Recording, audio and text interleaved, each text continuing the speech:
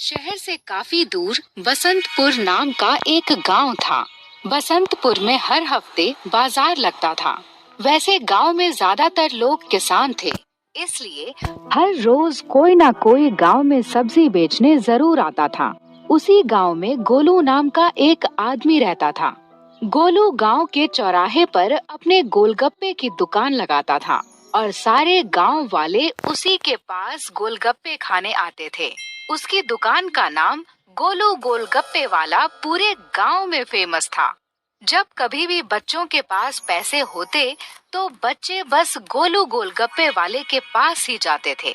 इस तरह गोलू की दुकान भी काफी चल जाती थी और उसके परिवार की आमदनी का यही एकमात्र साधन था। एक दिन एक बच्चा गोलू की दुकान पर आता है और कहता है, गोलू चाचा 20 रुपए के गोलगप्पे पैक कर दीजिए, मुझे घर पे ले जाना है। गोलू 20 रुपए के गोलगप्पे पैक कर देता है और उस बच्चे को दे देता है। लेकिन वह बच्चा कहता है, क्या चाचा, आपने इतना सारा जल्दीरा दे दिया। तब गोलू कहता है, अरे बेटा ले जाओ, घर वालों को पिला देना, बहुत स्वादिष्ट पानी है। वह बच्चा वहाँ से चला जाता है। थोड़ी देर बाद गोलू की दुकान पर एक आदमी आता है। अरे भाई, आज गोलगप्पे खाने का बहुत मन कर रहा है, जल्दी से बढ़िया खट्टे खट्टे गोलगप्पे खिला दो। गोलगप्पे देखकर मेरे मुंह में पानी आ रहा है। तब गोलू मुस्कुराकर कहता है, अरे भाई जल्दी से हाथ धोकर खड़े हो जाओ, मैं बढ़िया खट्टी खट्टी चटनी तैयार करता हूँ। गोलू चटनी तैयार करने में जुट जाता है। तभी वहाँ पर एक और आदमी गोलगप्पे का ठेला लेकर आ जाता है। गोलू कहता है, अरे भैया, ये कौन सा नया गोलगप्पे वाला यहाँ पर आ गया? इससे पहले तो इसे गांव में कभी नहीं देखा। तब गोलू के पास खड़ा आदमी कहता है, लगता है नई नई दुकान खोली है, उसका ठेला भी बहुत नया लग रहा है। पर कुछ भी हो, तुमसे अच्छे गोलगप्पे वह कभी नहीं बना पाएगा। तब गोलू कहता है, अरे नहीं नहीं, भगवान की कृपा से उसका धंधा पानी भी चलेगा, और क्या पता उसके परिवार इसी गोलगप्पे की दुकान पर टिका हो। तब वही आदमी कहता है, वाह गोलू, तुम दूसरों के लिए कितनी अच्छी भावना रखते हो। इतने में वह नया गोलगप्पे वाला गोलू के पास आता है और कहता है, भैया, मैं इस गांव में नया हूँ और अपनी गोलगप्पे की दुकान चलाना चाहता हूँ। अगर आपकी इजाजत हो तो आपके बगल में मैं अपनी दुकान लगा लूँ। तब गोलू कहता है, अरे इसमें पूछने वाली क्या बात है? तुम चौराहे के उस कोने में अपनी दुकान लगा लो, वहाँ पर बहुत सारे लोग आते जाते रहते हैं, इससे तुम्हारी दुकान भी खूब चलेगी। और इसके बाद वह नया गोलगप्पे वाला चौराहे के कोने में अपनी दुकान लगा लेता है। थोड़ी देर बाद उस नए गोलगप्पे वाले के पास एक आदमी आता है और कहता है, लगता है अभी नई नई दुकान खोली है, जरा 10 रुपए के गोलगप्पे खिला दो भैया, हम भी तो जाने आखिर तुम्हारे गोलगप्पे कितने स्वादिष्ट हैं। तब वह नया गोलगप्पे वाला कहता है, अरे क्यों नहीं, आप तो मेरे पहले ग्राहक हैं, मैं आपको बढ़िया से बढ़िया गोलगप्पे खिलाऊंगा।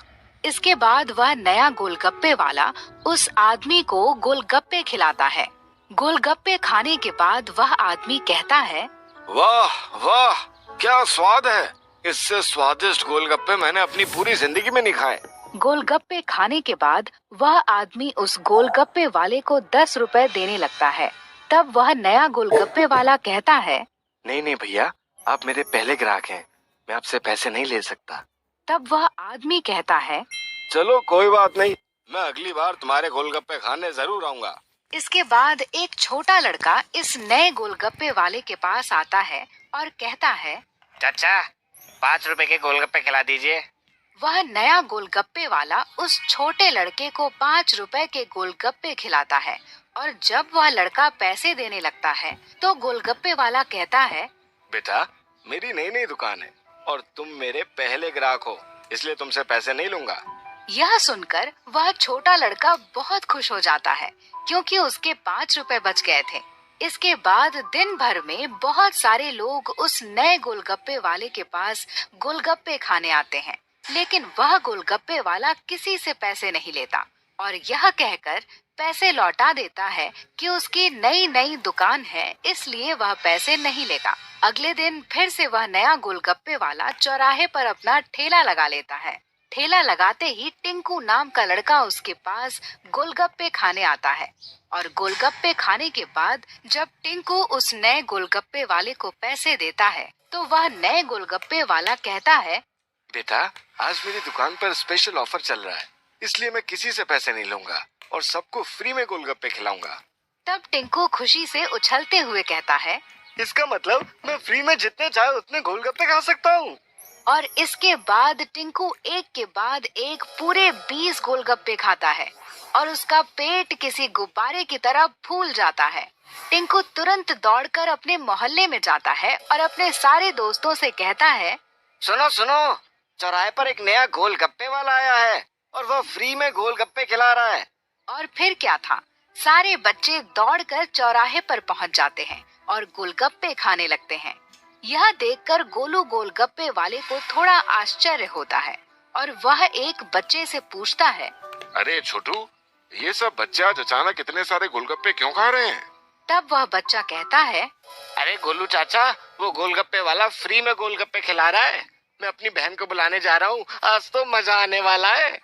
इतना कहकर वह बच्चा दौड़कर वहां से चला जाता है। लेकिन तभी गोलू की दुकान पर एक फैमिली गोलगप्पे खाने आ जाती है और गोलू अपने काम में व्यस्त हो जाता है। इसके बाद दिन भर वह नया गोलगप्पे वाला सभी लोगों को फ्री में गोलगप्पे खिलाता रहा और शाम होते ही अपना ठेला लेकर वापस चला गया। अगले दिन फिर से वह नया गोलगप्पे वाला चौराहे पर अपना ठेला लगा लेता है।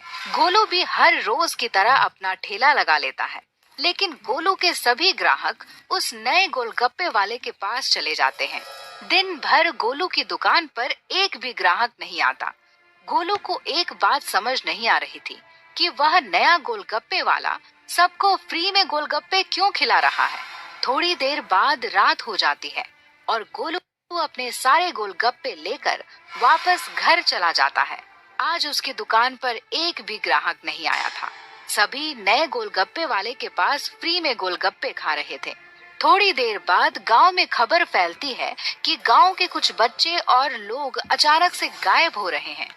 ऐसा 2-3 दिनों तक चलता रहा और गांव के लोग अचानक से गायब होने लगे।